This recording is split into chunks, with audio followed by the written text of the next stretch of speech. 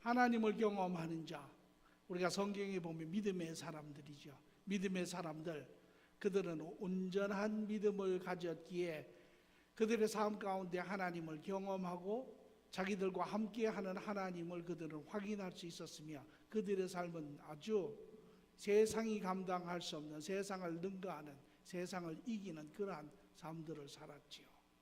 오늘 그것이 또한 우리에게 요구되는 것이며 우리가 원하는 그러한 삶이기도 합니다. 믿음, 우리가 보았지만 믿음은 믿는 것, 아는 것이 믿음이 아니죠. 우리가 이제까지 우리의 신앙생활을 보면 우리가 알았고 우리가 믿었지만 우리는 일어나지 않은 그러한 때가 많습니다.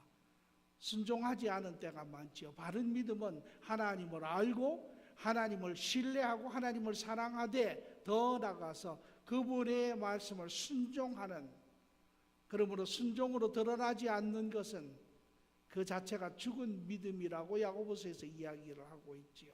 사도 바울도 똑같은 이야기를 합니다. 너희가 마음으로 믿어 의에 이르고 입으로 시인하여 구원에 이르느니라. 바른 그러한 하나님과의 관계를 가진 자는 반드시 그의 삶 가운데 행위로 드러나게 되어 있다는 것입니다. 아주 시간이 좀 지났습니다마는 한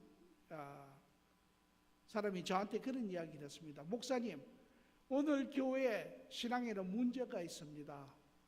그래서 제가 무엇이냐고 물었더니 순종하지 아니하는 신앙은 그거는 참 신앙이 아니라고 봅니다. 그 자매의 이야기가 맞는 이야기죠. 이것이 바른 신앙입니다. 오늘 우리는 이제 세워져 가는 과정에 있는 사람들입니다. 우리의 바른 것들을 정립하면서 나가야 합니다. 오늘 우리가 하나님을 바로 안다면, 하나님과 교제한다면 그것은 우리의 순종으로 드러나야 하는 부분이지요. 이제 이렇게 순종한 사람들을 하나님 경험합니다. 순종의 정의, 제가 가지고 있는 순종의 정의는 하나님이 가라고 하는 곳에 가 있는 곳, 다시 말하면 하나님이 가 있기를 원하는 곳에 가 있는 것이 순종입니다. 왜? 그렇게 가 있는 사람만 하나님의 역사를 경험할 수 있습니다. 예를 들어서 이스라엘 백성들에게 홍해로 가라 하였을 때 홍해에 가 있던 그들,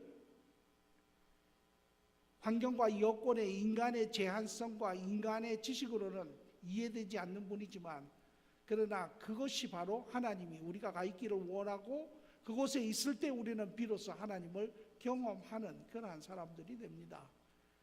하나님을 경험한다고 하는 것, 하늘에 속한 자, 하나님의 자녀된 자에게는 이것은 아무것도 이상할 것이 없습니다.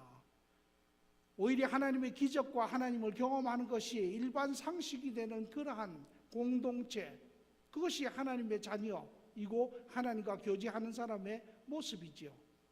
그 하나님을 경험할 때 우리는 비로소 그 하나님이 우리와 약속하신 대로 동행하시고 함께 있는 것을 다시 확인할 수 있습니다.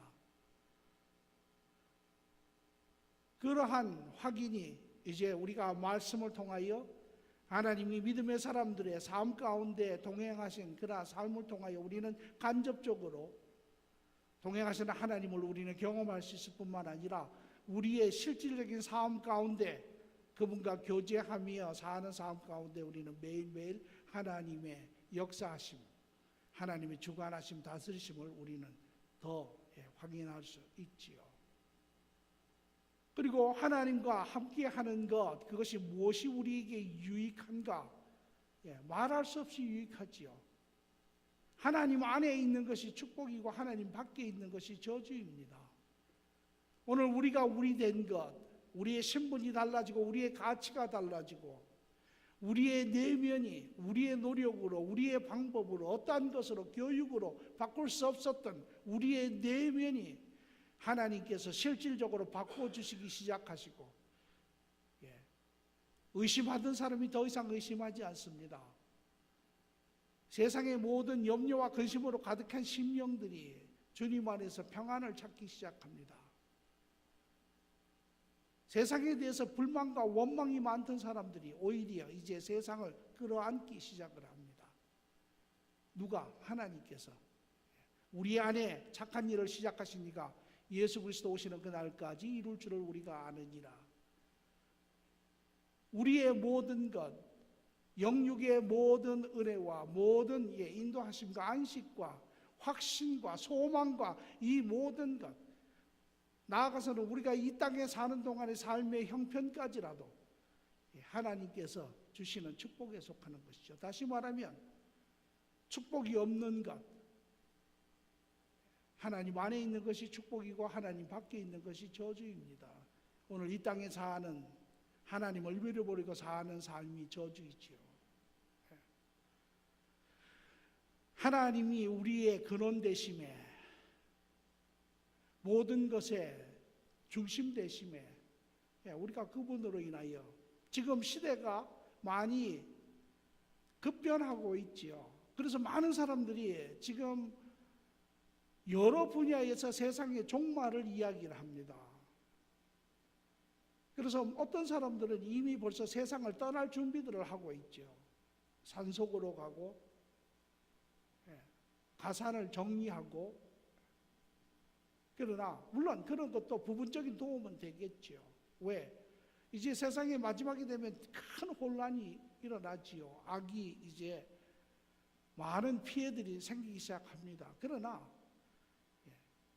그 중심은 다른 곳이 아니고 위치 변동이 아니고 그리스도 안에 하나님과 깊게 교제하는 자들, 그 안에 하나님의 지키심이 있고 하나님의 돌보심이 있고, 그렇죠. 오늘 이것이 하나님과 동행하는 삶입니다. 그러면 저는 여러분들에게 마지막으로 그런 질문을 하기를 원합니다. 여러분은 그 하나님과 더불어 같이 사시기를 원하십니까?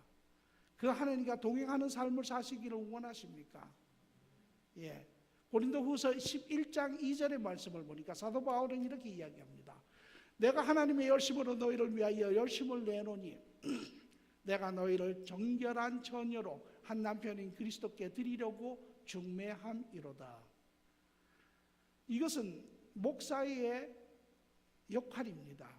목회를 한마디로 정의를 하라면 바로 하나님의 가정의 일원으로 그들을 품고 그리스도 앞으로 인도하여서 그 안에 구원의 관문을 통하여 하나님의 자녀들이 되고, 더 나아가서는 그분을 개인적으로 인격적으로 삶 가운데 알아가며 동행하며 그분으로 인하여 바른 이제 자녀의 삶, 세상의 그러한 삶이 아니라 그것을 넘어서는 온전한 자녀의 삶을 살 수 있도록 돕는 것이 바로 목사의 직분입니다.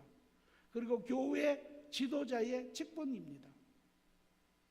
먼저 된 자들, 돕는 자들입니다. 섬기는 자들이지요. 그리스도와 더불어 사는 것을 마치 결혼에 비유를 하지요. 오늘 이 시간 저는 여러분들에게 여러분의 20년, 30년, 40년 뒤로 돌아가서 여러분이 결혼하실 때를 잠시 좀 생각을 해보시기 바랍니다. 제가 하나 먼저 묻겠습니다. 여러분 결혼하셔서 행복하셨습니까? 다 표정들이 무표정들이신데, 그러면 또 다시 묻겠습니다. 결혼하신 거 후회하십니까? 두 가지를 뭉쳐서 다시 물어보겠습니다. 결혼하기 전이 좋았습니까? 결혼한 후가 좋았습니까? 여전히 묵묵무답입니다. 그런데 제가 보니까, 옆에서 보니까 우리 교회 식구들의 특징은 참 금슬들이 좋아요. 서로 부부간의 아주 그 관계들이 아주 좋은 것 같습니다. 그거는 결혼해서 좋았다라는 거죠. 그런데 사람들이 왜 하나님과 함께하는 삶을 꺼려하나요? 다시 말하면 여러분이 결혼하시기 전에 고민한 시간이 있을 것입니다. 오늘 지금도 많은 청년들이 여자나 남자나 결혼의 정년기가 자꾸 늦어지지요. 물론 그 나름대로의 뭐 직장이라든지 삶의 터전이라든지 여러 가지가 있지만 그 중에 아주 중요한 것 중에 하나가 꺼려하는 이유가 있습니다. 첫째는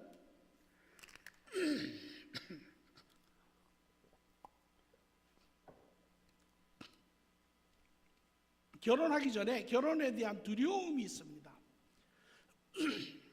여러분들도 아마 결혼하시기 전에, 결혼을 결정하시기 전에 이러한 두려움이 글쎄 요새 사람보다는 좀 적을지 모르지만 아마 두려움이 있었을 거예요. 저는 28에 결혼을 했습니다.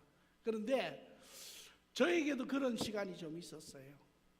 죄송합니다. 제 아내가 28이고 제가 33세 결혼을 했습니다. 예. 그런데 첫 번째 그 결혼 전의 두려움은 뭐냐면 자유를 뺏긴다고 생각을 해요. 이제 더 이상 싱글로서의 삶을 살 수 없다. 내가 하고 싶은 대로 자고 싶으면 자고 또 가고 싶으면 가고 밥 먹기 싫으면 안 먹고 이렇게 혼자 사는 자유가 좋은데 결혼을 하면 이 자유를 뺏긴다 이렇게 생각을 합니다. 오늘 젊은 사람들 물어보면요 이야기를 서슴지 않고 이야기를 해요. 그거 살면 이제 더 이상 내가 하고 싶은 것도 하지 못하고 내가 여행도 마음대로 못 가고 내가 사고 싶은 것도 못 사고 자유가 뺏긴다. 내 모든 자유가 구속이 된다. 그렇게 생각을 합니다. 제가 질문을 던지고 다음 두 번째를 보겠습니다. 여러분 결혼하신 후에 자유가 뺏겼습니까? 아니면은 그것보다 더 좋은 자유가 생겼습니까? 스스로 생각해 보십시오. 두 번째는 알지 못한 미래에 대한 두려움이 있습니다. 그 중에 제일 큰 게 이런 거죠. 내가 이 사람을 평생 사랑할 수 있을까? 내가 중간에 이 사람하고 살다가 싫어지면 어떡할까? 그때는 물을 수도 없죠.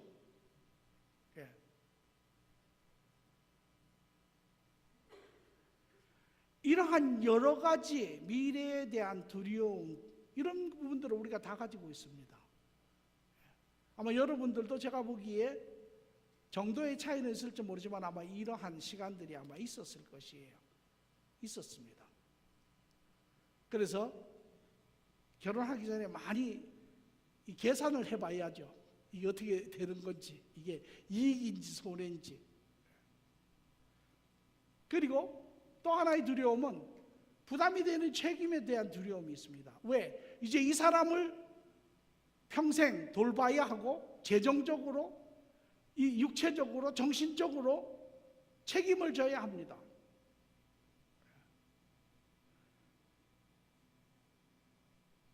그래서 이제 열심히 또 일을 해서 재정적으로 가장으로서 또 아내로서 져야 되는 그런 엄청난 책임의 부분들이 있지요. 이런 모든 것을 부담을 가지면 결혼이라는 것이 그렇게 선뜻 이루어지지 않습니다. 그런데 여기 계신 분들이 다 그런 시간들을 가지고 있었음에도 불구하고 중요한 사실은 지금 여기 전부 결혼을 해서 앉아 있다라고 하는 사실입니다.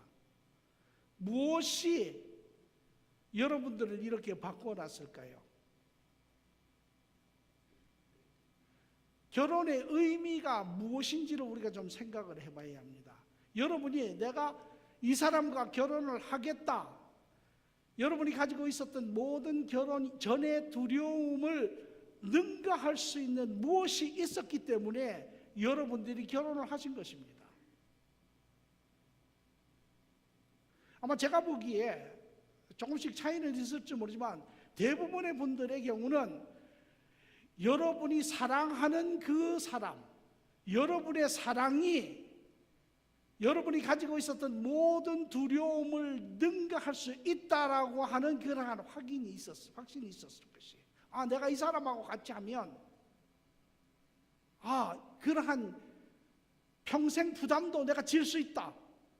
내가 이 사람하고 같이 하면 미래에 내가 참 갈등도 있고 문제도 있겠지만 그러나 이 삶을 내가 같이 이겨나갈 수 있겠다.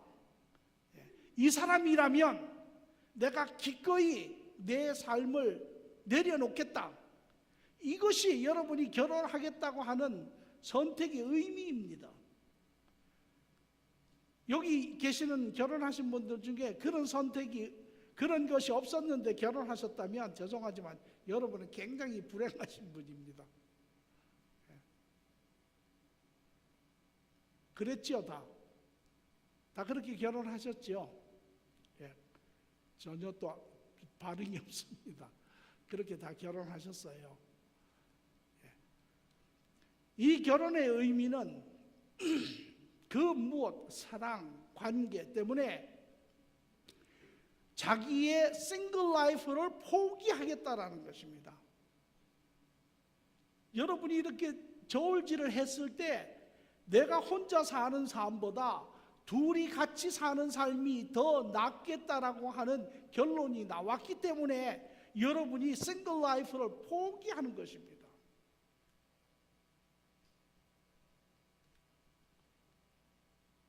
보다 나은 삶을 택한 것이죠. 싱글 라이프하고 메리드 라이프하고 두 가지를 여러분이 쟀을 때 결혼해서 사는 삶이 훨씬 더 낫겠다. 그렇기 때문에 여러분이 결정하신 것입니다. 여러분에게 다시 한번 기회를 드리겠습니다. 결혼하셔서 행복하셨습니까? 네. 저도 냅니다.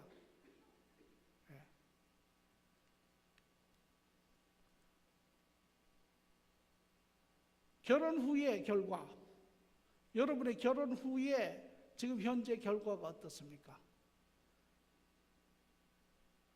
아니 지금 남편하고 아내하고 약간의 문제가 있어서 지금 좀 이렇게 좀 서운할 수 있는 그런 것도 있는데 제가 그걸 이야기하는 게 아니고 전체적으로 결혼을 하셔서 잘했다고 생각하십니까?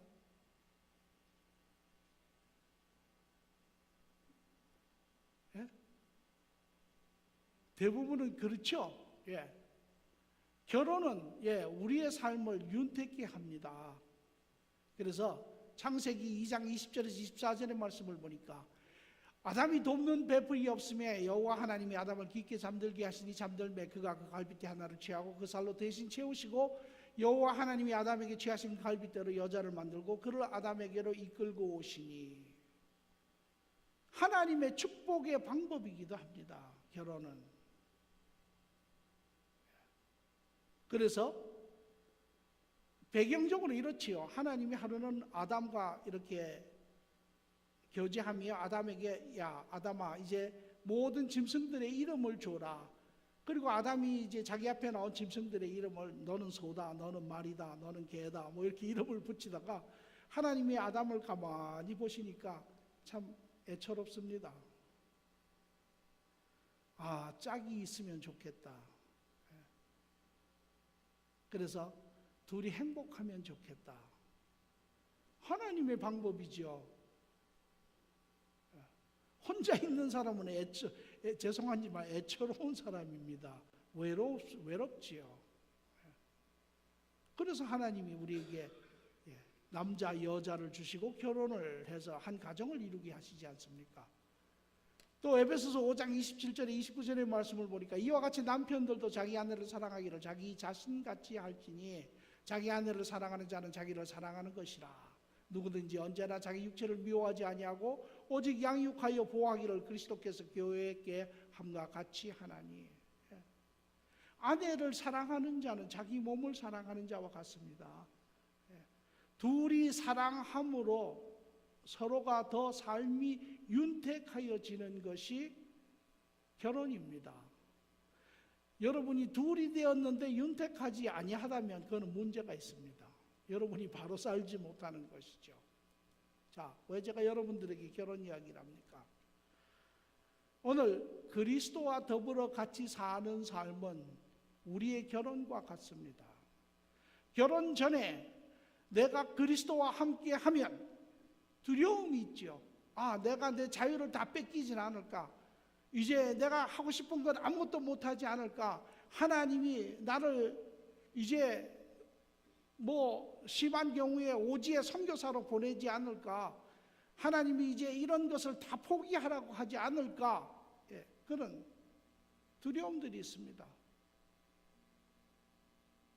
여러분이 결혼하기 전에 그런 두려움이 있었던 것처럼, 그러나 여러분이 결혼을 할 때, 또 결혼을 한 후에 여러분의 삶이 더욱더 윤택하여진 것처럼, 여러분이 혼자 그리스도 없이 하나님 없이 사는 그 삶이 좋을 것 같지만, 그리스도와 결혼하여 더불어 사는 그 삶이 여러분의 싱글 라이프보다 훨씬 낫다라는 것입니다.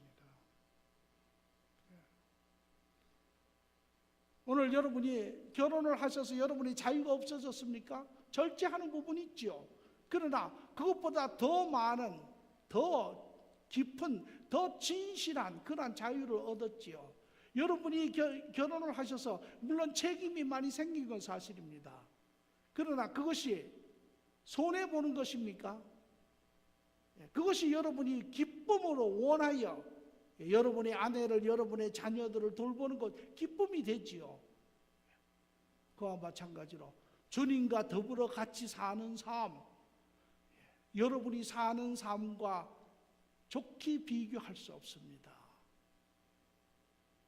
저는 아직도 기억을 해요. 제 아내가 결혼해가지고 아이를 한 3년쯤 됐던 것 같아요. 아이를 가졌어요. 토요일 아침으로 기억이 되는데, 둘이 잠자리에서 아직 일어나지 않은 그러한 시간이었는데, 그 아침 햇살이 이렇게 들어오는 시간에 그런 생각을 혼자 했어요. 야, 결혼을 하니까 이렇게 좋구나.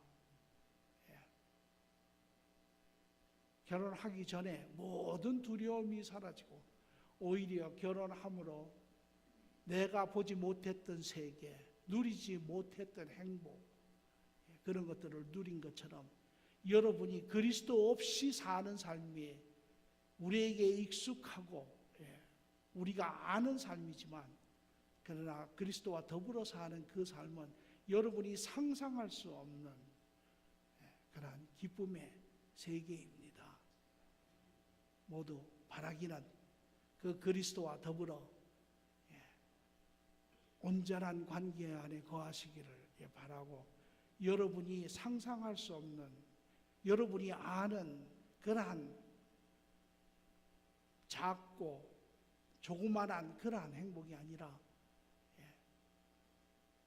여러분의 상상을 초월하는 그러한 기쁨과 만족과 확신과 소망 안에 사는 그러한 삶들이 되기를 간절히 축원합니다. 좋으신 주님 감사합니다. 지난 4주에 걸쳐서 하나님을 경험하는 삶, 이제 참으로 그 하나님을 안다라는 것, 그것의 의미와 또 그것을 하나님과 동행하는 삶이 얼마나 복되고 자유하고 오히려 기쁨이 안식하며 확신하며 누리는 그 삶, 옛날의 삶은 내가 만들어가는 삶이라면 이제 그리스도와 사는 삶은 하나님께서 만들어가는 그 삶을 하나님 모두들 사모하며 경험하며 누리는 자들에게 축복하여 주시옵소서. 감사합니다. 예수님 이름으로 기도합니다.